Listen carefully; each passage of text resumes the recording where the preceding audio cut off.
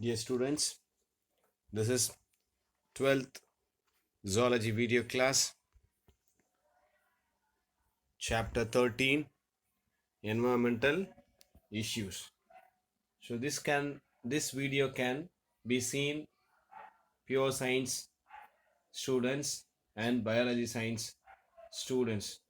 For biological science students, this chapter will come 12th chapter, environmental issues.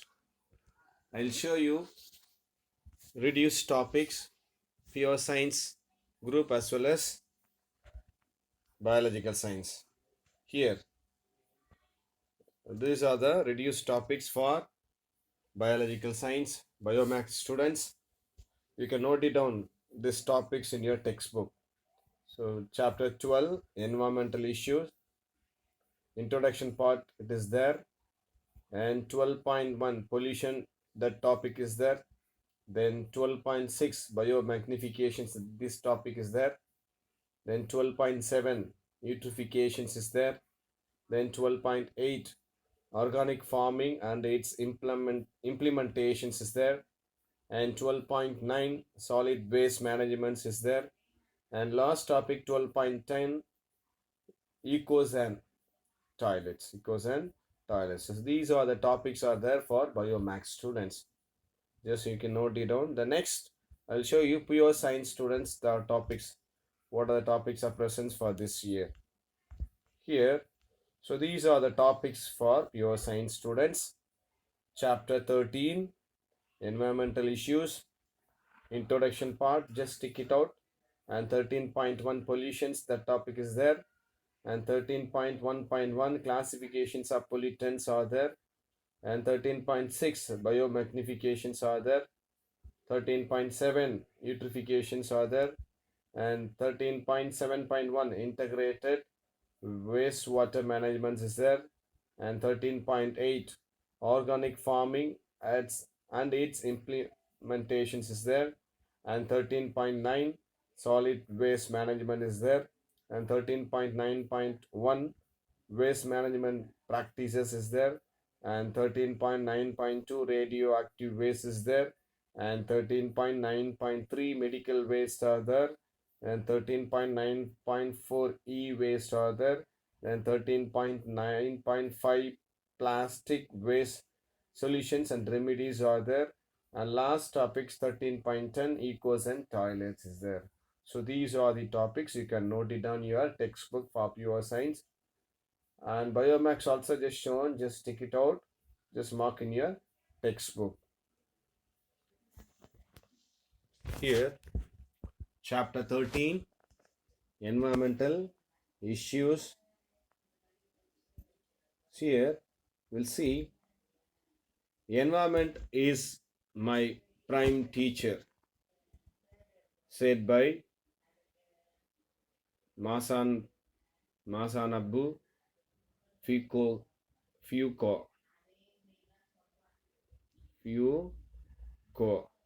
So they'll ask you this one word, just go through. What do you mean by environmental issues? A clean environment is very necessary to live a peaceful life and healthy life. But our environment is getting dirty day by day because of our negligence. Because of our carelessness, our environment, the living place of our environment, so day by day become a polluted one because of our carelessness.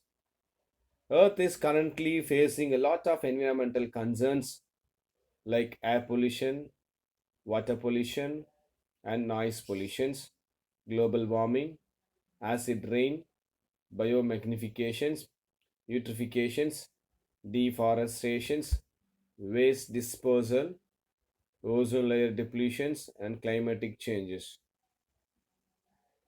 Over the last few decades, the exploitations of our planet and degradations of our environment have gone up an alarming rate. So, since A human being or many organisms, pollutions are created in the environment. So our environmental getting spoiled day by day. The next topic is the 113.1. It's a pollutions. Pollutions, just mark it 2 marks. Pollution is any undesirable change in the physical, chemical, and biological characteristics of the environment due to natural causes and human activities. Just mark it out. This is what they define for the pollutions. The agents which cause the pollutions are called pollutant. What do you mean by pollutant? The waste what you throw in the class, waste paper, the pencil waste, and chalk piece waste. So these are all called as a pollutant one. These are all called as a pollutants. The pollutions is classified according to the types of environment that is affected. Types of environment that is affected. They are mainly air, water, and soil pollutions. Here, the next topic we'll see classifications of pollutants. The terms of ecosystem. Pollutants can be classified into two basic groups, that is non-degradable and degradable. Based on the time taken to break down into their ingredients, the degradables pollutants are classified as a rapid degradable one, that is we call as a non-persistent, and slowly degradable we call as a persistence one. Here just mark it out 2 marks. Rapid degradable or non-persistence pollutants. So these can be broken down by the natural process. This can be broken down by the natural processes. The example domestic sewage, vegetable waste are the examples for such a pollutants one. Mark it out 2 marks. What is rapid degradable? They'll ask you, or what is non-persistence pollutant? They'll ask you. The next one, slowly degradable or persistence pollutants. So these are the pollutants that remain in the environment for many years in an unchanged conditions and take decades or a longer to degrade as in case of DDT. The next one is on third 2 marks. These are non-degradable pollutants. So these cannot be degraded by the natural processes. Once they are released into the environment, they are difficult to be eliminated. They are difficult to be eliminated and to accumulate continue to accumulate. What happens if they continue to accumulate all the waste? Means the toxic elements like lead, mercury, cadmium, chromium, and nickel are such common pollutants are there. Here, these are the pollutants they show you in this picture. You can just go through the natural things and area wise the pollutions will occur, and stationaries and mobiles. So these are the pollutions agent, polluting the agents one. That's what they say as a pollutions emissions. They've given the picture. You can go through. These are the sources of pollutants. Sources of the pollutions. The next topic we are going to see is the one 12 point for biological science 12.6, whereas pure science 13.61. It's a biomagnification. Next topic is the one biomagnification. Just take out the page 13.61. 13.6 biomagnifications. Then remaining in between the topics are reduced one. We'll straight away we go to 13.6 for the pure science, whereas the biological science 12.6. That's what we call as a biomagnifications. Biomagnifications. Yeah, this is what we are going to see in the next topic. Right? Okay, biomagnifications. What does it mean? Food chains are the components of all ecosystems. So you know what I mean by food chains. Okay, continuous food chains. All the organisms they have. That is we call in the ecosystem means in the environment. The producers and consumers form a topic level in the chain through which energy flows is carried out by the process of eating and being eaten. So these are the process of the food chains, the components. Usage, storage, and transformations of a food and biomolecules by metabolisms or normal processes. Degradations or breakdown is an essential part of any food chains. So degradations means as a breakdown, a destroying one, is an essential part of any food chains. Hence, all naturally occurring substances are degradable. The things whatever occurs naturally, all these things we call as a degradable one. Here, the biomagnifications of DDT. Next one, contributions of this biomagnifications here. I'll show you. Biomagnifications of DDT. Here, can you find this picture? Biomagnifications. The bottom one, you can find, just go from the bottom to top. Water is there. The next level of water is the one producers are there. It's a phytoplanktons. Then zooplanktons are there. Then small fish are there. Then after small fish, what happened? The DTT, which are used in the lands, everything just transfer from one region to another region. The biomagnifications of DTT.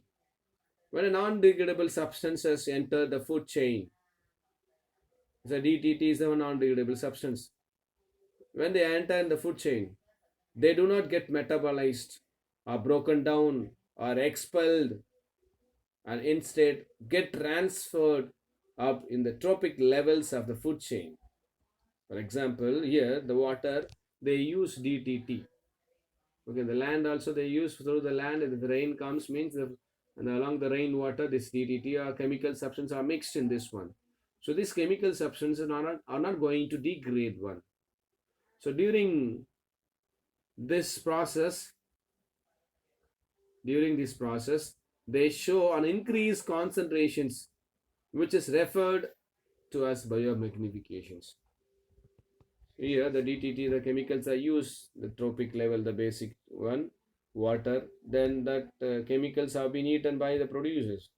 The producers have been eaten by zooplankton. The zooplankton are eaten by the small fish. All these trophic levels, the chemical substance what we use the soil will be transferred without degradable one.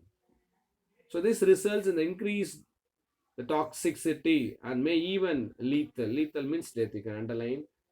This phenomenon is well established for the mercury and DTT. Mercury, the industries and all they use mercury. That mercury waste is the release in the sea. The sea, all the fish are eaten by that. The mercury are eaten by the fish. The fish, the food chain undergo. Finally, so these type of the species, the small fish as well as the large fish, as well as the fish eaten by birds. Even the human being, if they eat the mercury, the fish which are eaten by the mercury which are eaten by the fish, if we eat, we do get the infections. That's what they say here. Schematically, it shows the biomagnifications of DTT in an aquatic food chains, where the concentrations of DTT is enhanced at successive trophic level. Just go through. So this is what the explanation so far given. You can go through. Just underline what do you mean by biomagnifications, and underline DTT, and underline mercury.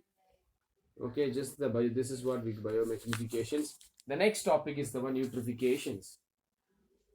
When runoff from land containing nutrients riches water bodies like lakes, it results in the dense growth of plant life. This phenomenon is known as eutrophications. So when runoff water, the land and the field and all, they use fertilizers to grow nutrients, grow plants very fast. During rainy seasons, what happens? All these nutrients they all mix in the floods and just they go and stagnate in one wire regions. In that, the more density of the plant growth will take place. This phenomenon is known as the eutrophications. Natural aging of lakes also leads to nutrients enrichment of its water. In a lake, the water is cold and clear. That is because of oligotrophic stage, supporting little life. With time and streams draining into the lake introduce the nutrients such nutrients such as nitrates and phosphates, which encourage the growth of aquatic organisms. Aquatic plants and aquatic animal life grows rapidly, and organic remains begins to deposited on the lake bottoms. That is because of mesotrophic stage. They'll ask you 2 marks what is oli, oligotrophic stage, what is mesotrophic stage, just mark it out. The next one is the one accelerated eutrophication. Just mark it out. Important 2 marks. Take your textbook. Just underline the pollutants from the anthropogenic activities like effluents from the industries and homes can radially accelerate the aging process. They radially accelerate aging processes.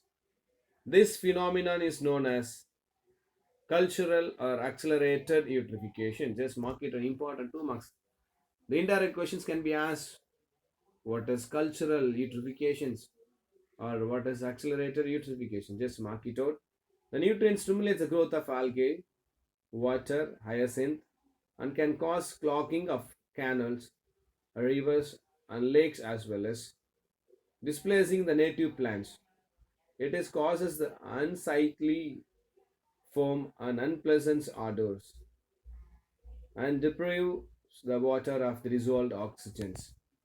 And the next topic is the one integrated wastewater management. The wastewater treatment. The wastewater sewage originates from domestic wastewater, industrial waste, and animal waste, realizing the importance of clean potable water. And the government passed the Prevention Control of Pollutions Act in 1974, which made it mandatory to treat wastewater in treatment plants. The main objective of the wastewater treatment process is to reduce organic and inorganic components in the wastewater to a level that is no longer supports microbial growth and to eliminate other potentially toxic materials. The microorganisms, mainly bacteria, some of the protozoans, play an essential part of the treatment of sewage to make its harmless one. Sewage water, there will be a very dirty things will be there and bad odor will come. All these things because of microbes which presents the sewage water. So that microbes we are going to eliminate with the treatment. That is we also integrated wastewater management. Here you can see these are the stages of eutrophications. You can see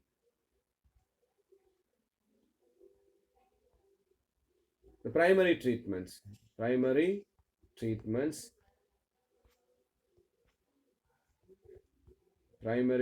and secondary treatment, tertiary treatment.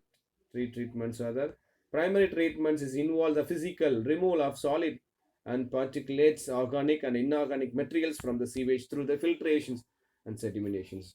Whatever the solid waste are there in the sewage water, that will be removed by collecting. The floating debris is removed by the sequential filtrations.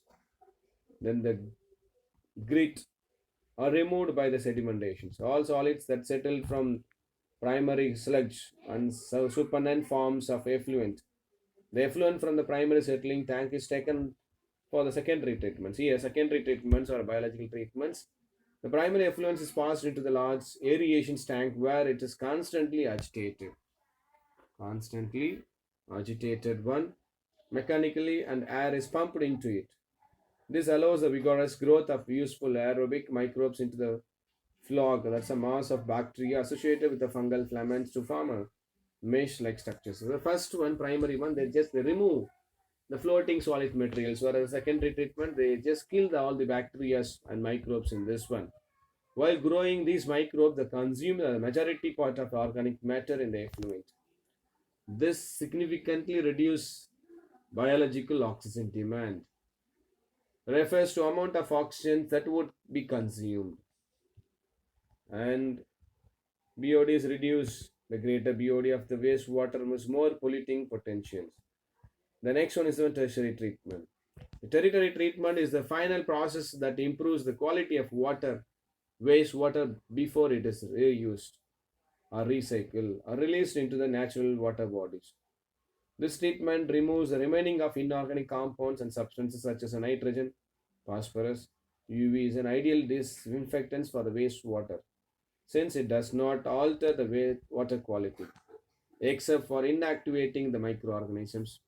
UV is a chemical free processes that can completely replace by existing chlorinations. They'll just apply the chlorine powder in this one, and the smell as well as the color of that dirty water just they'll go off, and they'll use this water for irrigating the park as well as the center of the highways of plants. In that area, these use the treatment integrated wastewater treatments they'll use here. Okay, just go through. We are just completed integrated treatments. That's a primary and secondary waste. Okay, the next topic we'll see in this next class. Just go through. The next topic you will see organic farming and its implementations. Okay, here the waste treatments can be used like this systems of ROWs, and these are the wastewater management treatment picture you can go through. Okay, the next topic we'll see in the next class, that is organic farming and its implementations. If you have any doubt, you can contact me. Okay, bye. Take care.